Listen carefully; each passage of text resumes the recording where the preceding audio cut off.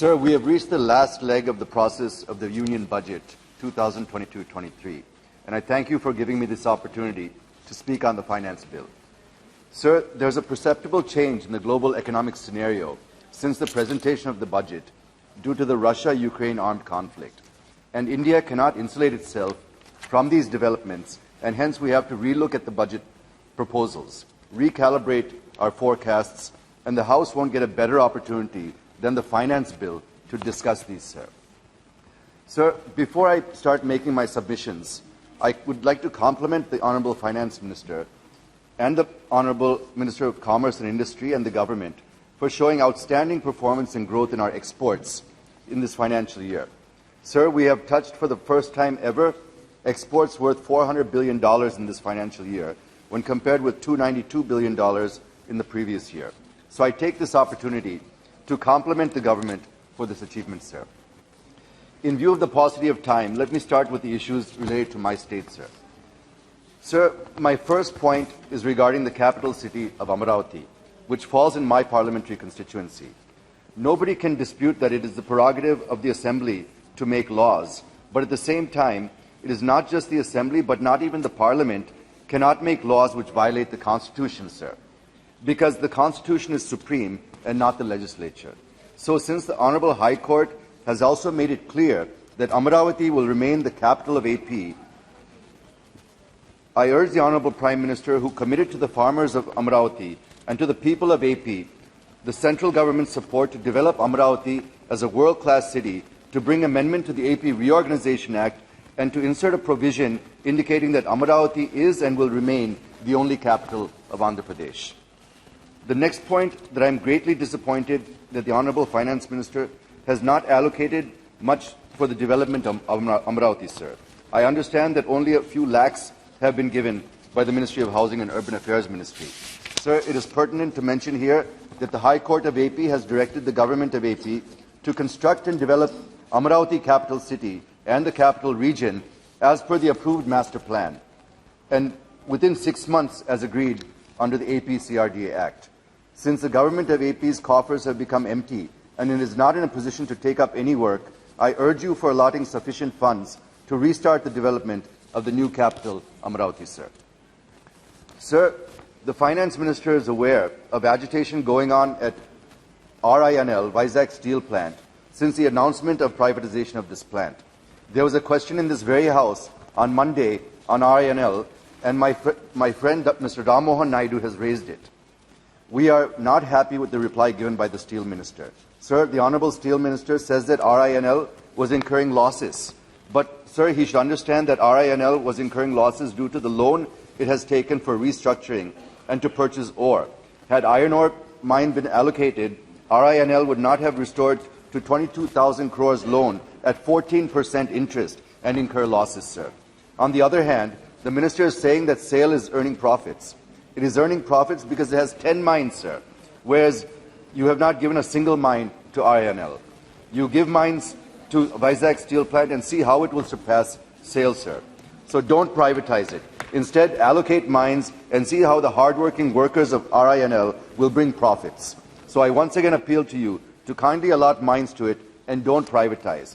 As an alternative, you can convert its debt into equity. Sir, the next point is regarding Polavaram. The revised cost estimates were approved by the Government of India itself and put it at 55,656 crores. This is now before the Finance Ministry. So I request the Finance Minister to please approve this so that the progress of the work is not hindered and R&R can be taken up at the earliest. Sir, on the issue of resource gap, there is a difference of opinion between the Government of AP and the Government of India. I understand that a team of officials from Government of AP have met officials of Government of India last month and discussed various issues, and this issue was also one among them. The Government of India has given 4,117 crores out of 22,948 crores put forward by the Government of AP, sir.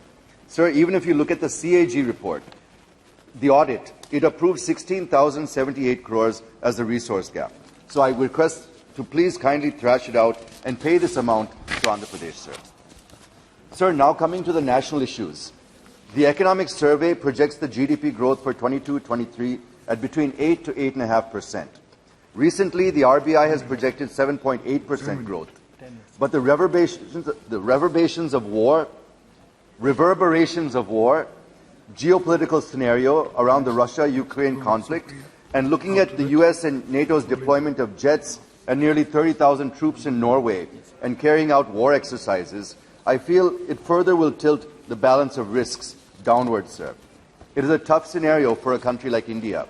So I would just like to know whether any fresh assessment has been made about the growth in the light of the latest developments by the Finance Ministry may kindly be explained when the Finance Minister responds. Will there be any change in the forecast to GDP growth this year due to war and other geopolitical risks that we are facing?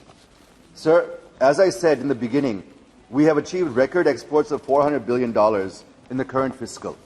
But in spite of this, if you look at the trade deficit, it also shot up to $21.2 billion in February and is expected to go much beyond this month. Sir, also the current account deficit could be around 2.6 or 2.7% of GDP compared to this year's 1.7% and is much higher than the average CAD of 1.1% between 14 and 21.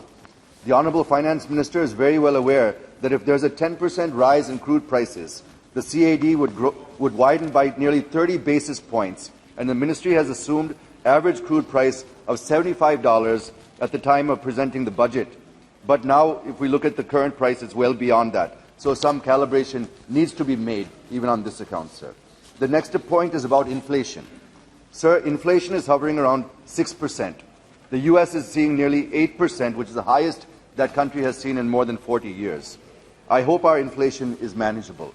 Sir, if crude prices go up beyond $100 and stay for a reasonable period of time, which appears to be possible by the way the US and NATO are growing, I agree that it's a tightrope walk looking at India importing 85% of its oil and 50% of its gas requirements. Sir, 2 more minutes and I'll conclude, sir. No.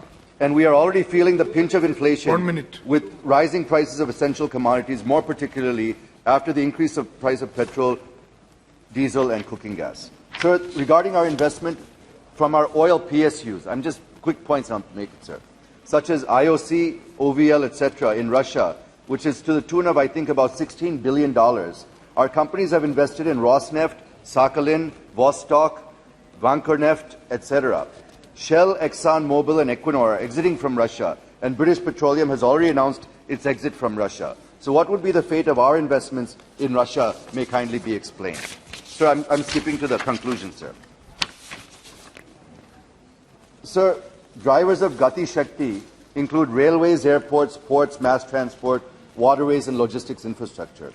Due to time constraints, I'll just touch on a couple of points, sir.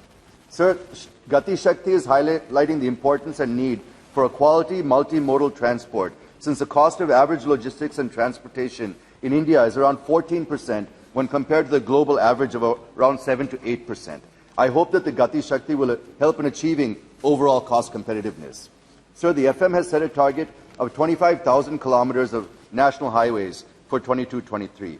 I was just going through the construction of national highways during the last few years and found that the maximum per day construction is around 37 kilometers per day in 2021. And if you calculate, it comes to 13,500 kilometers per year. Now you've set a target of almost to double that best achievement that we've had till date. To achieve this, we have to construct 68 kilometers a day, which does not appear to be a realistic figure. I request the Finance Minister to explain how we would achieve this.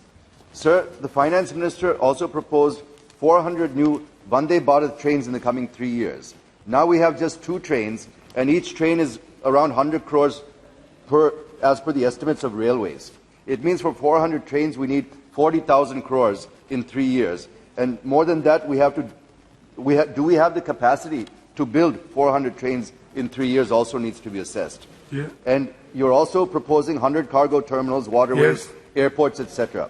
I have given just 3 examples, sir. I have figures for all other drivers, and I only conclude by saying that the targets are too ambitious and not realistic. Let us have realistic, practical, and achievable targets rather than giving a rosy picture like disinvestment and being disappointed at the end of the day. So I'll go to the final conclusion, sir, which is, sir, war is terrible, sir.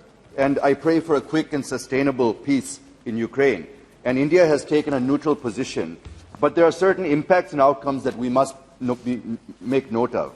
One is, for example, is the wheat exports. Russia is the second largest and Ukraine is the fourth largest exporter of wheat. With conflict, no wheat is coming out of these countries, and the price of wheat in the international market has also gone up to more than 2,600 rupees per quintal, from 2,000 just before the conflict started. Please. So the MSP it's much higher than the existing MSP also, and this will help our farmers and traders. The second one is for mustard growers. The price is hovering around 6,600 per quintal, which is much higher than the MSP of 5,000. Third, we also have the advantage of exporting cotton, sir, since we are the leading cotton producers in the world. Please conclude. Finally, sir, Russia has offered crude at a discounted price to India, sir. What is the status and volume of this offer? Whether FM has given a go-ahead to get oil from Russia at the discounted price? If so, naturally it has to be insured. And if so, what would be the cost of insurance and how much cheaper would we get it? Can be clarified, sir. Sir, with these submissions, I wish to make and hope that we will get escape from the impact of the Russia-Ukraine conflict and expect to reach the goals set while presenting the Union budget during the next fiscal year. Thank you very much. Thank you. Honourables.